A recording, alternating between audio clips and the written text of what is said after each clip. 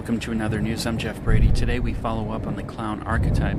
There are many faces of this archetype throughout history, but the quote evil clown has taken center stage in the horror genre in popular culture. We touched on this with past guest Michael Bala and referenced the Stephen King novel It. In one description of the book, which featured a demented, murderous clown named Pennywise, it reads, quote, "It did for clowns what Psycho did for showers, and what Jaws did for swimming in the ocean." Michael Bala suggested that Pennywise is the expression of repressed desires and fears. The sewers represent the subconscious realm. There's a deep reservoir of examples and illustrations of the evil clown. It could actually be eclipsing the non-evil clown archetype. I'm not sure. How did the evil clown genre emerge? Was it side by side from the beginning? Buried in this research is also the freemason or Shriner's connection, which has undoubtedly influenced the genre throughout the decades with pins, posters, and tattoos. There's also the evolution of the dark side of funny, the psychotic homicidal maniacs or malevolent tricksters and pranksters, where the shadow archetype emerges naturally over time, processing through the collective consciousness.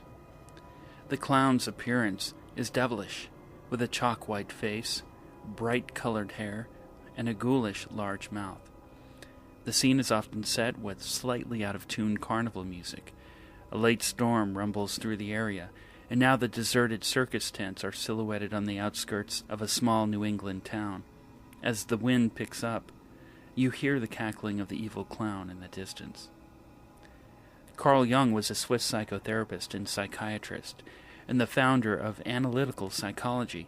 In 1917, he wrote in his essay, quote, "On the psychology of the unconscious about the personal shadow as the other in us, the negative side of the personality, the sum of all unpleasant qualities we like to hide. It embarrasses us or shames us. Quote, everything with a substance casts a shadow. The ego stands to the shadow as light to shade." As listeners may know, jesting and clowning is a very ancient art that can be traced through Egypt and medieval Europe. That's plenty of time for the shadow to develop. Our guest, Laurie Schapira, joins us to talk about the shadow side of the clown archetype. Laurie is a teacher at the C.G. Jung Institute of New York and former president of its board of directors. She's a filmmaker and author of The Cassandra Complex, Living with Disbelief, a Modern Perspective on Hysteria. She also wrote, directed, and produced the film titled The Prophecy of the Seeress, and you can find that at cassandra-productions.com. Laurie, welcome to Another News. Hi, Jeff. It's great to be back with you. Laurie, we had on Michael Bala, a certified Jungian analyst, to talk about the clown archetype, and we touched on the shadow aspects of the clown. In our last interviews that we did, called The Shadow Project, we examined the timelessness of the human shadow in many films and popular stories that sometimes depict a character making a transformation by absorbing the shadow personality. Well, I checked in with you recently about this interview, and you had been interviewed earlier this year by the Wall Street Journal for an article about evil clowns, titled, "On Screen, Clowns Go from Funny to Freaky." What are the odds of that? As many listeners know, the evil clown has emerged strongly in the last few decades, depicted mainly as a sadistic, murderous psychopath. Perhaps by examining the origin and context of clowns in world history, we can get some answers. Can you describe the structures of the human personality, first of all, in Jungian psychology, such as the self and ego, and tell us where the shadow is located? Sure. This goes back to our previous interviews from the Shadow Project. The ego is the part of the personality that is who you think you are. And the shadow is who you think you're not, but in fact is some part of you a little bit farther from your consciousness and tends to kind of sneak up behind you and act out and, you wonder if the devil made you do it.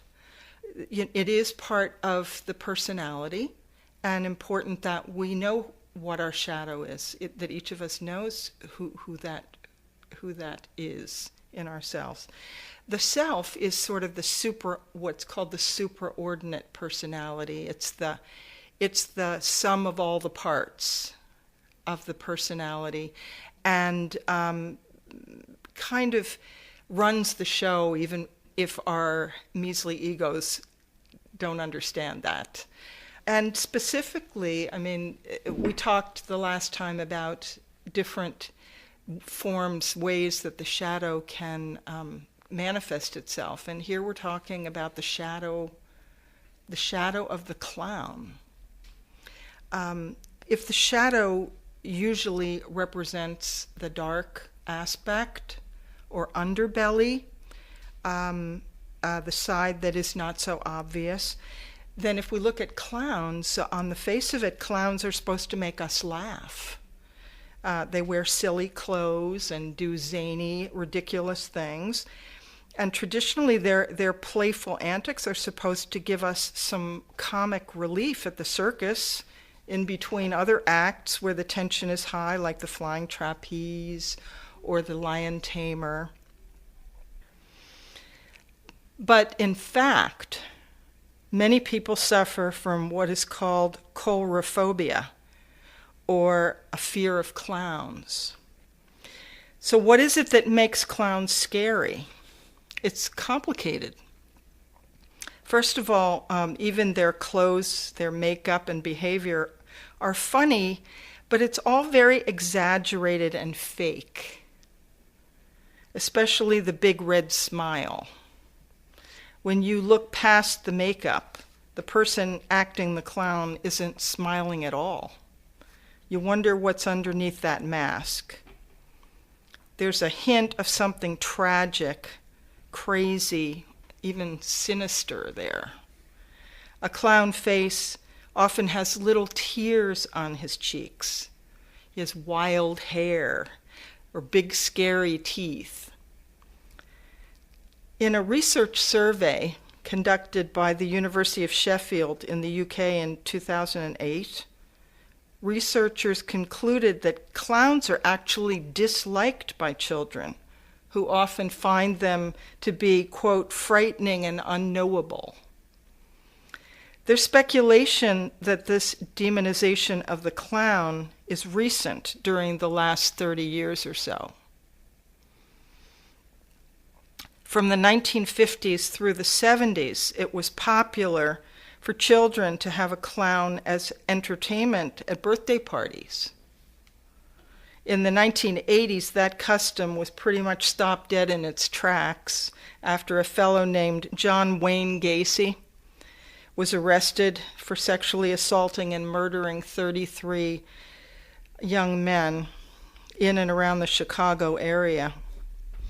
Gacy was a well-known businessman who, in his spare time, performed as Pogo the Clown at birthday parties and other events in the community. A biography was written about him called The Killer Clown. After that, the image seems to have stuck, with a run on movies and TV shows which portrayed evil clowns.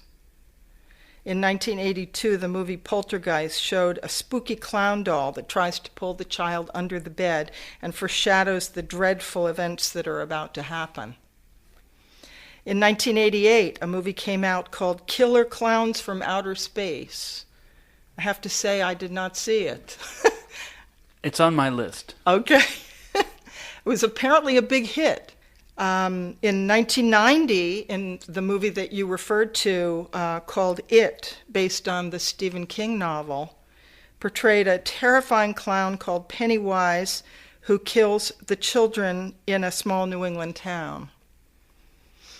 There was Krusty the Clown on The Simpsons, and the Joker from Batman, which was Heath Ledger's last role before his death, which makes it even spookier.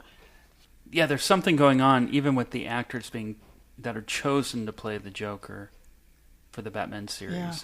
Yeah. and the Joker has a female jester counterpart. And there's that rock group called Insane Clown Posse, which I also have not partaken of. They're called juggalos, the ones that follow the Insane Clown Posse. Okay. There's Twisty the Clown, who scared the hell out of television viewers on last year's American Horror Story called Freak Show. So it really looks like clowns have basically become another stock evil character, like vampires and zombies. It's quite interesting, and the areas that we're going to bring up all lend toward building the structures of the evil clown in our society. Now, Laurie, what treasure, because there's often treasure in the shadow that Jungian analysts often talk about, but what treasure could the shadow hold within the clown archetype? Well, Jeff, I have a hard time with that idea because, traditionally, the Jungian idea is that by relating yourself consciously to your shadow, that you are going to pick up pieces of yourself that got lost along the way, and you will become a more whole person. And that the process of the dialogue between the shadow and the ego, between unconscious and conscious, yields something, yields the self, yields something larger than the ego. But these dark manifestations of the clown are so dark, I think it actually reveals to us something about our culture and society. Something really deeply neurotic, maybe even psychotic. You mean, is there anything redeeming in this shadow? Per se, I think it's actually, there may be some redemption, but before I go into what the redemption might be, let me say that the darkness of this shadow, I feel, is being exploited by the entertainment industry and the advertising industry. I mean, these films, these movies and TV shows are titillating, they're terrifying. But what's the point? What's the value that comes out of it? There's a lot of money to be made on these kinds of programming, but there's something immoral, I find deeply immoral about it. I think what I'm hearing here also is the evil clown is partially a manifestation of something being an exploited fear within human beings. Exactly. I'm not sure that all the writers know what they're doing, but in the movie Poltergeist, the mother, early on in the film, the mother is sitting on the couch reading a book. It's a Jungian book. It's a book written by Jung.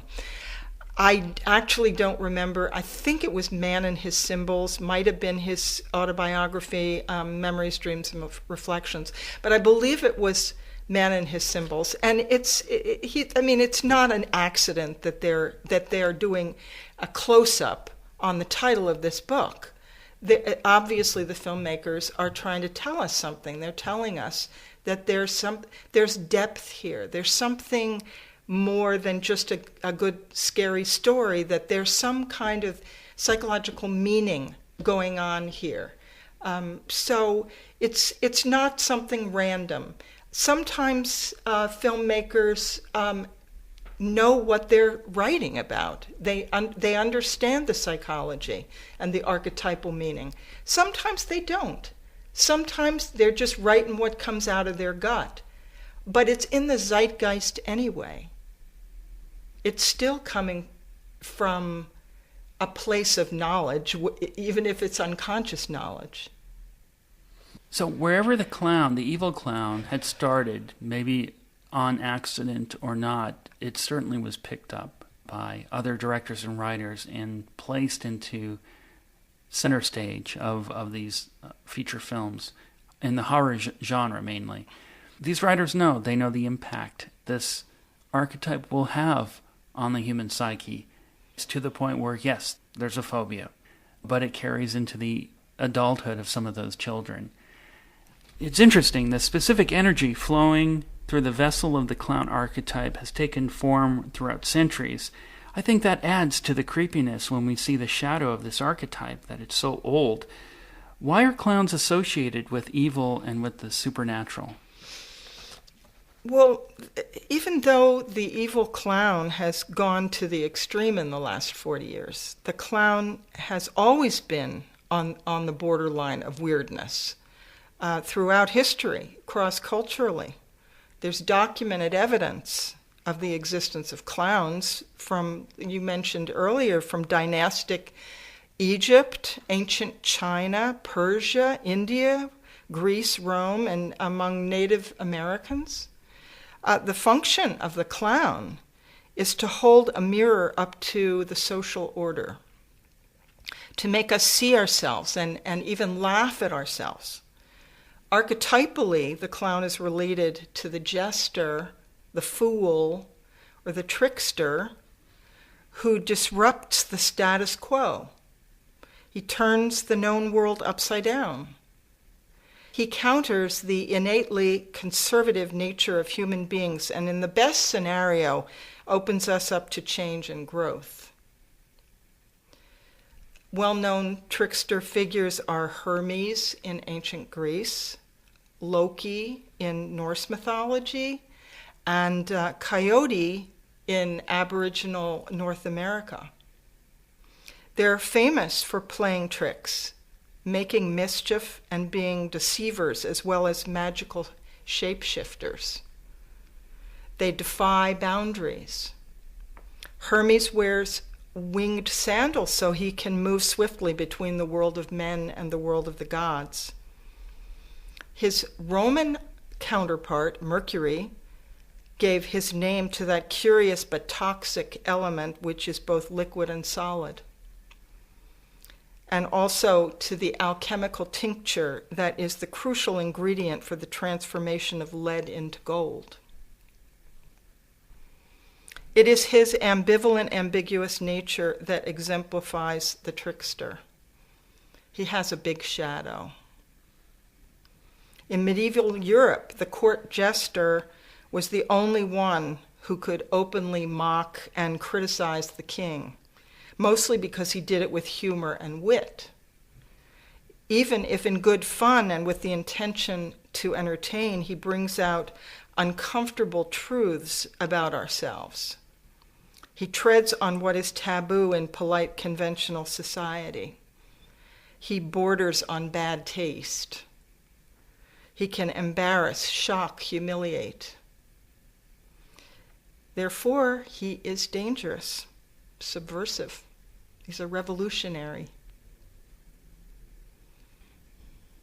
Laurie, in the book The Trickster and the Supernatural by George Hansen, there's a quote here, clowns have many striking characteristics as well as links with shamanism, fools, and clowns, and their subclasses of tricksters and share most essential qualities, including their association with the supernatural. Their connection with the paranormal is unmistakable. I was thinking the evil clown might be a symptom of losing the shaman in a tribe, and so the evil clown takes its place. Well, I think it's a really interesting idea, Jeff. Certainly the clown, like the circus clown, is a kind of desacralization of a function that was sacred in societies that were more in touch with the unconscious, where there was more of a flow. They lived in the unconscious in a certain kind of way. And we don't value certain kinds of functions. Certainly we don't value a certain kind of intuition or a certain kind of channeling of energies from, quote, the other side, whether it be from the unconscious or from, I see dead people kind of thing. Certainly the clown, with its pedigree in the whole realm of the trickster, it's not a religious function. It's a function of entertainment. Certainly the clown with its painted on smile, with its mask, it's bizarre. And when you go to the circus and you see the clowns, you're supposed to laugh. They do funny things, you're supposed to smile and laugh and have fun. Meanwhile, it's going to give rise, I can see why it gives rise to the other side, to its own shadow. And the split between this happy face and this demonic energy, I think, speaks to the neurotic split in our culture, where we are supposed to act out of a certain kind of persona, be happy. We're supposed to always be happy. We're Americans. Yet this other energy it's so prevalent now. It's so popular. The evil clown. The evil clown. The tattoos of the evil, malevolent clown. It's just everywhere. You can go online, type in evil clown tattoo, and there's no shortage of evil clown tattoos. I wondered what was going on for individuals identifying with this particular archetype. Because a tattoo is your identity. You're saying, these are the colors that I fight for. And to have that evil clown tattooed upon you, why? Why do people identify with it? What's the draw? I think it's if we go back to the function of the trickster, or even the function of the clown, the holding a mirror up to ourselves, that there is an impulse, a strong this is a kind of rebellious, revolutionary kind of impulse, saying, I don't want to espouse to the fakey world, to the mask, to the persona. I want to see the truth. I want to show the truth. I want to speak the truth. But it's a subversion of it. It's not a healthy way to express that. I wanted to mention also with the clown's frozen smile, there's also the sad clown, and there's also, I noticed in China, they had in the Peking opera, they're all painted up, but the masks are often warrior masks because of the strategy they used to fight. So they implemented the mask as a strategy to defend. In ancient Greece, which was the beginning of drama, was in ancient Greece, and the way it was performed was that the actor wore a mask that was represented some archetypal figure, and the actor would invoke that archetype to channel through them and speak through them. So the idea of the mask, which was actually called in ancient Greece the persona, which then Jung used to describe the face that we show to society, and it has a function. It's not necessarily something that is unhealthy to have. We all need to wear some kind of face when we talk to different people. We have all sorts of masks we pull out and wear in relation to certain people. We hope that with our intimates we don't have to wear such a mask, but it's when we use the mask to hide who we really are that the problem starts. Another movie reference, The Mask, Jim Carrey. Absolutely. Speaking of great clowns. There was a similar film called The Clown that came out in 2014, in that he put on a clown suit, but once he did, he couldn't take it off. Same with The Mask. I think it was difficult, right, for Jim Carrey to take that mask off. That's right. That's right. Well, there is that aspect, because if there are famous clowns in history who ran into trouble by becoming identified with their alter ego. The father of the modern clown was a fellow named Joseph Grimaldi.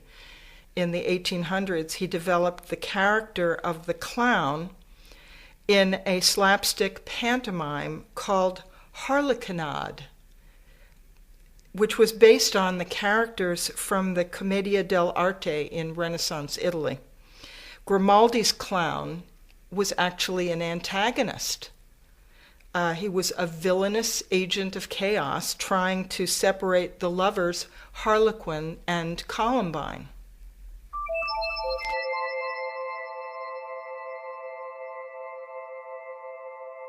We're speaking with Laurie Schapira about the archetype of the sinister clown. We'll be right back after this break.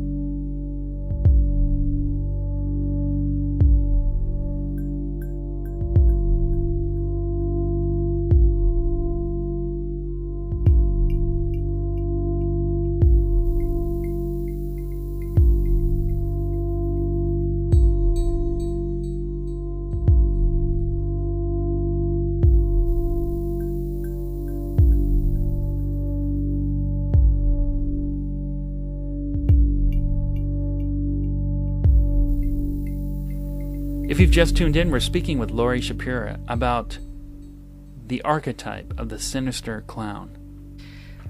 Charles Dickens actually wrote a memoir of Joseph Grimaldi.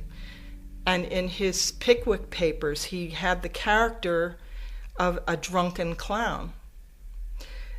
Dickens is thought to have actually invented the scary clown, making people think about what is actually going on beneath the funny face. Grimaldi himself is quoted as saying, "I am grim all day, but I make you laugh at night." The Harlequinade was also the inspiration for the opera Pagliacci, the tragic clown who kills his wife, who plays Columbine. And another famous clown who became identified with his alter ego was, in the 20th century, Emmett Kelly, who developed the character of Weary Willie, the prototype of the hobo clown, made famous during the Great Depression of 1929. He himself was a rather tormented person behind the clown face, quite depressed, and his wife divorced him because he was so obsessed with Willie. He was known to tell her that he wanted to have sex with her because Willie wanted sex. Kelly's son also took on the Weary Willie character, and then his grandson also. His grandson was an alcoholic and drug addict who murdered two homosexual lovers and claimed that a guy named Willie was an accessory to the murders. This area, what you're talking about here, lends to the possession aspect. Exactly. It's more of a literal thing that's happening when you put a mask on or you paint your face and you identify with the alter ego. Yes. You do become a vessel in this. And I remember The Exorcist, the film. A lot of people don't remember in the beginning that Linda Blair was using a Ouija board, and and she was communicating with an entity called Captain Howdy. Yes. And then they would show the face of that entity really quick in the film, and it was a clown face. It was an evil clown face. Here again, another reference to the possession and an evil clown aspect to but it. Speaks to the idea of the need for the shaman function, and that we in our culture do not respect that, and that once you don the costume of the trickster or the clown, that you are basically setting up to be a shaman or a channel. And Michael Bala warned against that. He said, go to clown school. Laurie, you mentioned the Harlequin when you were talking about Joseph Grimaldi. And I found in one historic example, looking at the name Harlequin, it's taken from that of a mischievous devil or demon character in popular French plays. It originates with an Old French term Harlequin, first attested in the 11th century by the chronicler Orderic Vitalis, who recounts a story of a monk being pursued by a troop of demons when wandering on the coast of Normandy at night. These demons were led by a masked, club-wielding giant, and they were known as Familia Harlequin. The physical appearance of Harlequin offers an explanation for the traditional colors of the Harlequin's red and black mask. The first known appearance on stage of Harlequin is dated 1262. The character of a masked and hooded devil in a French play, and it became a stock character. The name also appears as that of a devil, as Alicino in Dante's Inferno. I was thinking about how the evil clown archetype evolved. Now the Harlequin was often paired with the character clown as developed by Joseph Grimaldi, as you mentioned. We now have another demonic reference in connection to the history of the clown from the origins of the clown's partner, the Harlequin. The jester, as you mentioned, is in a unique position, permitted to mock and criticize the king in areas where no other can. Certainly the jester's art was known back in Persia, 12 BC in Persia. There are Egyptian hieroglyphs dating back to Egypt's 5th dynasty, about 2500 BC, depicting jesters and jugglers. The fool and juggler often appeared with various tarot cards and first surfaced and attracted attention in Europe at the time of the Renaissance in the 14th century. We've all seen that image. The fool is paired in this as well. The fool is depicted within the card of the tarot and carries special meanings. Ultimately, it symbolizes an always ever new start, a chance to live in the present moment and transcend the unfortunate aspects of one's past. What are your thoughts on the fool aspect of this? And how it relates to the clown. Well, the card itself, the figure of the fool, wears clownish sort of clothing. I mean, it would certainly go along with the idea of the shaman, in that the fool is kind of, he's a cipher. In fact, one of the symbols on the card is the figure 8, or or a 0. He's the 0 number, because he's no one. He's nothing. He's an empty slate to be written upon, and in a way, the shaman is an empty vessel to be filled with whatever needs to be mediated to the community. He's an empty vessel for the energy that wants to make itself known. a kind of a medium. And I think that does relate to the clown. But because it's so desacralized in our culture, someone who takes on that mantle is asking for trouble in a way, because any energy can come in. If you're not trained properly. Exactly. And that could be another origin of the evil clown. The energies that I was talking about, any energy, if you make yourself a vessel, unless you're trained to filter certain energies, you could channel anything. And in our world right now, where things are changing, where the whole culture is on the brink of something, we really do need to channel energies that are trying to come into our culture. But there's so many different energies. Demonic energies could find their way. We're hearing a lot of that right now, actually, from the Catholic Church, the Vatican, and the Pope. There are a lot of exorcisms happening right now, and it's reaching... Laurie, as we go through some of these concepts to identify and answer the questions of the origins of this evil clown archetype that has captured the horror genre of film and television right now, and in the minds of people in this country, there's another aspect of this in the modern day, and it's a group called the Royal Order of Jesters. In the late 1800s, the Shriners were also known for putting on circuses and distinguishing themselves also in helping disadvantaged children.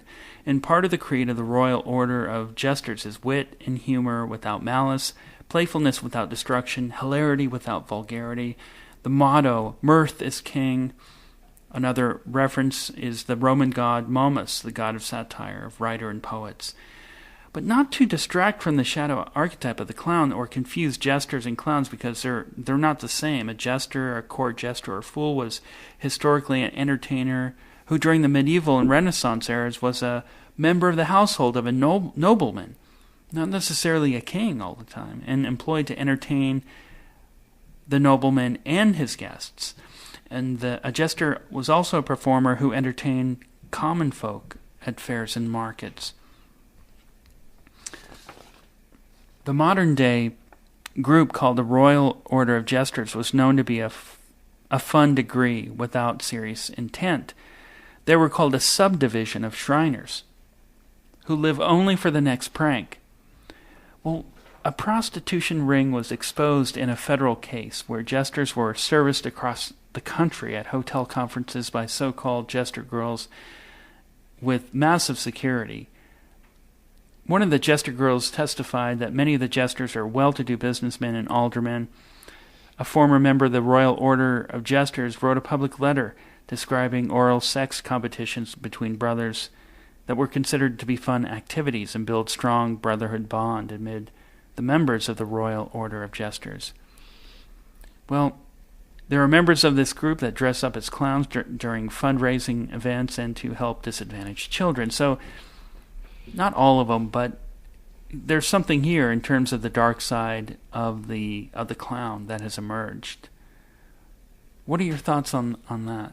Well, it sounds like another good example of the evil clown. Somehow,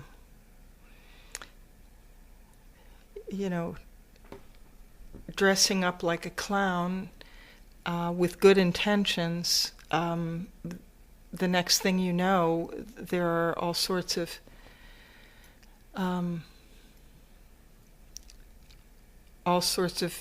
strange acts being acted out.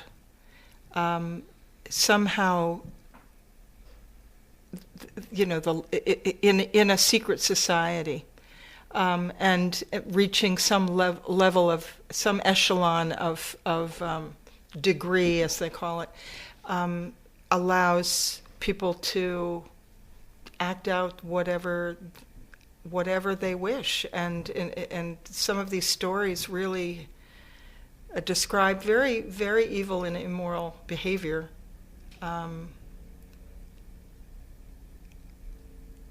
It's like once they get into these meetings, they just completely lose their persona. It goes back to the issue I was talking about, where there's such a split in our culture between the persona and the shadow. Somehow what's missing is the ego in between that's orchestrating both. One flips between a certain kind of, God-fearing, upstanding citizen, and then the truth that lurks beneath, and flipping into that behavior. And somehow what's missing is some kind of fulcrum of consciousness.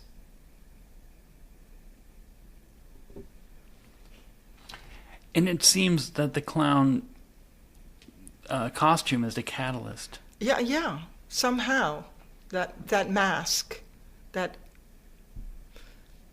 and given the rich history behind the jester and the clown, that truth will emerge, and the truth about oneself will emerge when one dons the costume. Another interesting aspect, known as, quote, phantom clowns, where evil clowns are sighted in real life. There was a recent rash of sightings in the last couple of years that took off on social media. Michael Bala mentioned this to him, and he said it happened in California, too. And according to some researchers, the first reported phantom clowns include 1981 in Brookline, Massachusetts. Children said that men dressed up as clowns had attempted to lure them into a van. The panic spread throughout the U.S., in the Midwest, and the Northeast. It resurfaced in 1985, 4 years later in Phoenix, Arizona, in 1991 in West Orange, New Jersey, in 1995 in Honduras. Later sightings include Chicago, Illinois in 2008. Explanations for the phenomena have ranged from Stephen King's book, once again, and the crimes of serial killer John Wayne Gacy, to a mortal panic influenced by the contemporaneous fears of satanic ritual abuse. It also shows similarities to the story of the Pied Piper in Hamlin. No adult or police officer has ever seen the evil clowns, though a prankster called the Northampton Clown has been cited as a real-life example of an evil clown. Further complaints of evil clown pranksters have been reported in France and the United States, possibly inspired by American Horror Story Freak Show. In May 26, 1990, in Wellington, Florida, Marlene Warren opened her door to a brown-eyed clown bearing flowers and balloons. It shot her in the face, drove off in a white Chrysler LeBaron, and was never seen again. Her murder remains unsolved. This is another good reference of how the clown archetype is used as a vehicle for criminal and murderous acts, and of course adding to the cultural value of the evil clown. Wow. Yeah, certainly John Wayne Gacy copycats. Somehow that image just, it really impacts people and affects people. As we've been saying, you put on that clown suit and anything goes. The real deal comes out.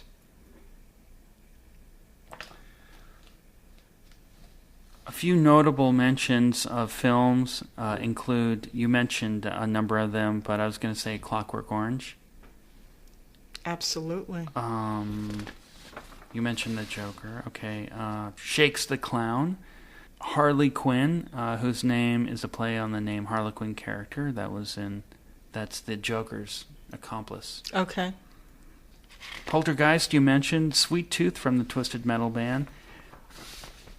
A couple bands here. Susie and the Banshees, Kiss, Alice Cooper, Twisted Sister, and Marilyn Manson. Absolutely. How about Chucky? Well, he's not a clown; he's a doll, but he has Chucky. he has like a clown face. Does, yes. Clown House, a slasher film in which 3 mental patients escape and stalk a young boy home from the circus, and they're dressed in clown costumes. Killjoy, a demonic clown. Jigsaw, the clown from Saw. Mm-hmm. Halloween, Michael Myers, he dresses up as a clown in one of those. Insane Clown Posse, you mentioned them as well. So the list goes on and on and on. Laurie Schapira, thanks again for joining me and talking about this subject on In Other News. It's always fun and interesting.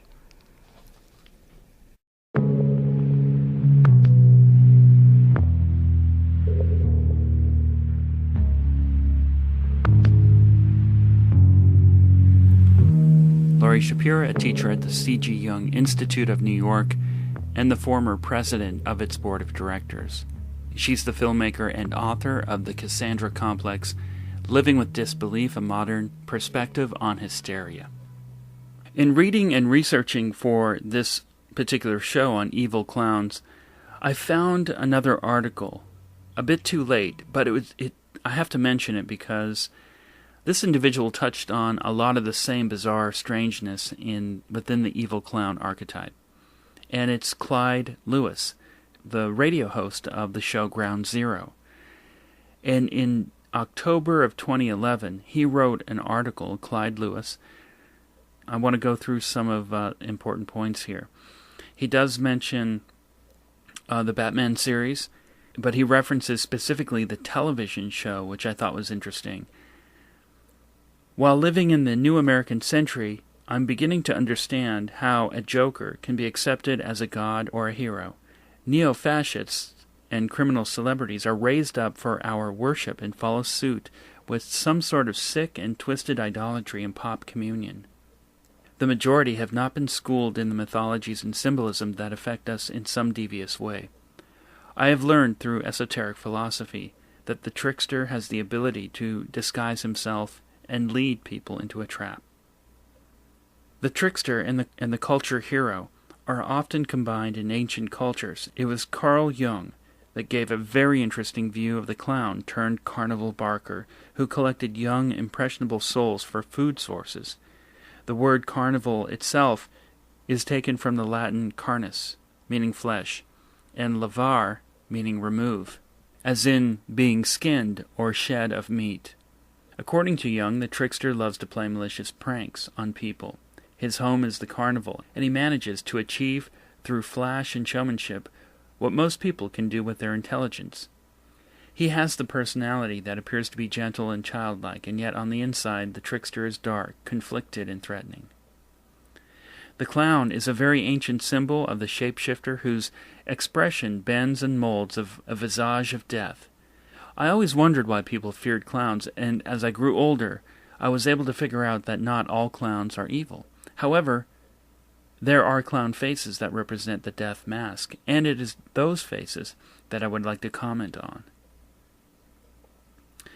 At the moment, and this is written by Clyde Lewis, the host for Ground Zero, and I'm going through some of this article. It's a really good article, but it was written in 2011. And at this point, Michael Jackson had passed away, and people were watching the trial of Dr. Conrad Murray on television. I'm not actually following the trial, he writes, but every so often I see pictures of Michael Jackson and his ghostly, clown-like face, and I realize how much we have all forgotten how hideously ghoulish Michael looked in life. He had conflicts about race, fame, beauty, and the ability to reinvent himself over and over.